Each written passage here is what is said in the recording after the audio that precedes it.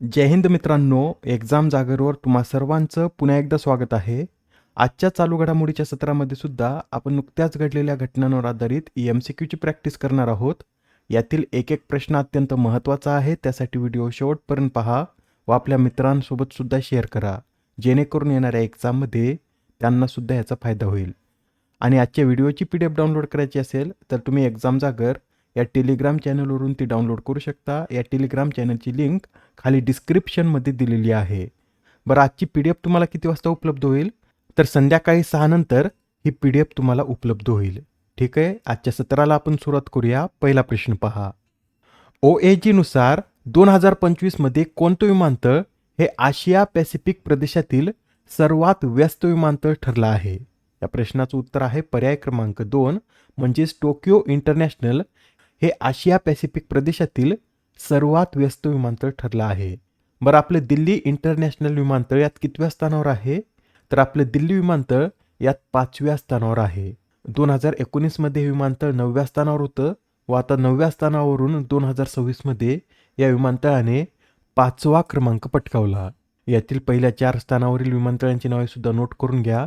यात पहिल्या क्रमांकावर टोकियो इंटरनॅशनल, दुसऱ्यावर शांघाय पुडोंग इंटरनॅशनल, तिसऱ्यावर बायून इंटरनॅशनल, तर चौथ्या क्रमांकावर बीजिंग कॅपिटल इंटरनॅशनल अपार्टमेंट्स हे विमानतळ आहे.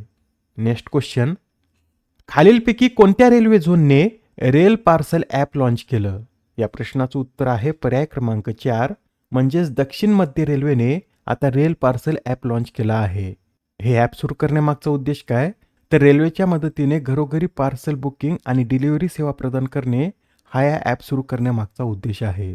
रेल पार्सल ॲप हे दक्षिण मध्य रेल्वेने सुरू केलं. आता तुम्हाला कमेंटमध्ये सांगायचे की दक्षिण मध्य रेल्वेचं मुख्यालय कुठे आहे.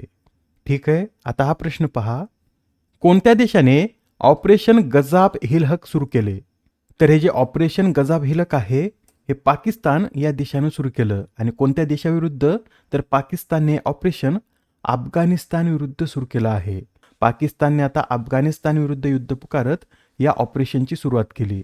या गजाब हिल हकचा अर्थ काय होतो? तर सत्य आणि न्यायासाठी देवी प्रकोप असा या गजाब हिल हकचा अर्थ होतो. अजून एक ऑपरेशन पहा. कोणत्या राज्य पोलिसांनी सायबर गुन्ह्यांविरुद्ध ऑपरेशन क्रॅकडाऊन सुरू केले? या प्रश्नाचं उत्तर आहे पर्याय क्रमांक 1 म्हणजेच तेलंगणा पोलिसांनी हे ऑपरेशन क्रॅकडाऊन सुरू केलं आहे. या ऑपरेशनचा उद्देश संघटित सायबर गुन्ह्यांचे नेटवर्क नष्ट करणे आणि आर्थिक फसवणूक रोखणे हा आहे. मित्रांनो, याआधी सुद्धा काही ऑपरेशन पार पडले, ते एकदा आपण रिवाईज करून घेऊया. तर पहा, ऑपरेशन शस्त्र हे सोशल मीडियाच्या वाढत्या गैरवापराला आळा घालण्यासाठी दिल्ली पोलिसांनी सुरू केलं. पंजाब पोलिसांनी राज्यभरातील गुंडांचे जाळे उद्ध्वस्त करण्यासाठी ऑपरेशन प्रहार राबवलं. तर झारखंड या राज्यात ऑपरेशन मेगाबुरू राबवण्यात आलं होतं. आता हा प्रश्न पहा. संयुक्त राष्ट्रसंघाने रोड सेफ्टीसाठी ग्लोबल चॅम्पियन म्हणून कोणाची नियुक्ती केली? तर आता संयुक्त राष्ट्रसंघाने रोड सेफ्टीसाठी ग्लोबल चॅम्पियन म्हणून सचिन तेंडुलकर यांची नियुक्ती केली आहे. मित्रांनो, जगभरात युवकांच्या मृत्यूचं एक महत्त्वाचं कारण म्हणजे रस्ते अपघात आहे व या रस्ते अपघातामधील मृत्यूदर कमी करण्यासाठीच संयुक्त राष्ट्र एक व्यापक स्तरावर प्रयत्न करत असून त्या अंतर्गतच आता रोड सेफ्टीसाठी सचिन तेंडुलकर यांची ग्लोबल चॅम्पियन म्हणून निवड करण्यात आली. सचिन तेंडुलकर हे जगभरामध्ये रस्ते अपघाताविषयी जनजागृती करतील. पुढील प्रश्न. कोणत्या केंद्रशासित प्रदेशात राहवीर ही योजना सुरू करण्यात आली? या प्रश्नाचं उत्तर आहे पर्याय क्रमांक 3 म्हणजेच दिल्ली या केंद्रशासित प्रदेशात आता राहवीर ही योजना सुरू करण्यात आली. आताच आपण पाहिलं होतं की रस्ते अपघात हे मृत्यूचं प्रमुख कारण आहे व आता या रस्ते अपघातातील पीडितांना दिल्लीत वेळेवर मदत उपलब्ध व्हावी यासाठीच दिल्ली सरकारने केंद्राची राहवीर योजना दिल्लीत सुद्धा लागू करण्याची घोषणा केली. ही योजना कोणत्या मंत्रालयाअंतर्गत राबवली जाते? तर रस्ते वाहतूक आणि महामार्ग मंत्रालयाने ही योजना सुरू केली व या योजनेचा उद्देश अपघातानंतर सुवर्ण काळात म्हणजे सुरुवातीच्या 1 तासात जीव वाचवणे हा आहे. मित्रांनो, रस्ते अपघात झाल्यानंतर अपघातग्रस्तांना लवकर मदत मिळत नाही, त्यामुळेच त्यांचा मृत्यू होतो व याच मुद्द्याचा विचार करत केंद्र सरकारने ही राहवीर योजना सुरू केली. यात काय केलं जातं? तर ज्या व्यक्तीने अपघातग्रस्ताची मदत केली त्या व्यक्तीला 25,000 रोख प्रोत्साहन पारितोषिक दिलं जातं. मित्रांनो, इथे दिल्लीचा उल्लेख आला आहे तर दिल्लीविषयी हे सुद्धा लक्षात ठेवा. मुलींच्या शिक्षणासाठी दिल्ली सरकारने अलीकडेच लखपती बिटिया योजना सुरू केली. व यासहच महिलांसाठी दिल्लीने ई बाईक दीदी योजना सुरू करण्याची सुद्धा घोषणा केली आहे. दिल्लीचे नवे मुख्य निवडणूक अधिकारी म्हणून कोणाची नियुक्ती करण्यात आली? तर अशोक कुमार हे दिल्लीचे नवे मुख्य निवडणूक अधिकारी आहेत.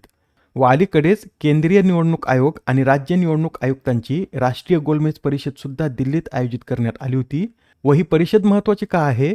तर मित्रांनो, ही परिषद 27 वर्षानंतर आयोजित करण्यात आल्यामुळे महत्त्वाची ठरते. त्यासाठी लक्षात ठेवा, केंद्रीय निवडणूक आयोग आणि राज्य निवडणूक आयुक्तांची राष्ट्रीय गोलमेज परिषद ही दिल्लीत आयोजित करण्यात आली होती. नेक्स्ट क्वेश्चन, कोणत्या देशाद्वारे झिरो प्राईज हा अवॉर्ड लॉन्च करण्यात आला? तर आता हा जो झिरो प्राईज पुरस्कार आहे हा आपल्या भारताद्वारे लॉन्च करण्यात आला व हा पुरस्कार भारताने पर्यावरण संरक्षणाला चालना देण्यासाठी सुरू केला आहे. हा भारतातील पहिलाच असा पर्यावरण पुरस्कार आहे जो प्रत्यक्ष आणि मोजमाप करता येणाऱ्या प्रदूषण घट झाल्यासच दिला जाईल. या पुरस्कारासाठी एकूण 5 कोटीची तरतूद करण्यात आली असून प्रमुख 3 क्षेत्रासाठी यात प्रत्येकी 1 कोटी रुपये पुरस्कार देण्यात येणार आहे. लक्षात ठेवा, झिरो प्राईज हा पुरस्कार हा आपल्या भारतानं लॉन्च केला आहे. आता हा प्रश्न पहा, राष्ट्रपती द्रौपदी मुर्मू यांनी अलीकडेच राजस्थानमध्ये कोणत्या स्वदेशी लढाऊ हेलिकॉप्टरमधून उड्डाण केले? या प्रश्नाचं उत्तर आहे पर्याय क्रमांक 2, म्हणजेच राष्ट्रपती द्रौपदी मुर्मू यांनी प्रचंड या हेलिकॉप्टरमधून उड्डाण केलं आहे. बरं, हा प्रश्न महत्त्वाचा का ठरतो?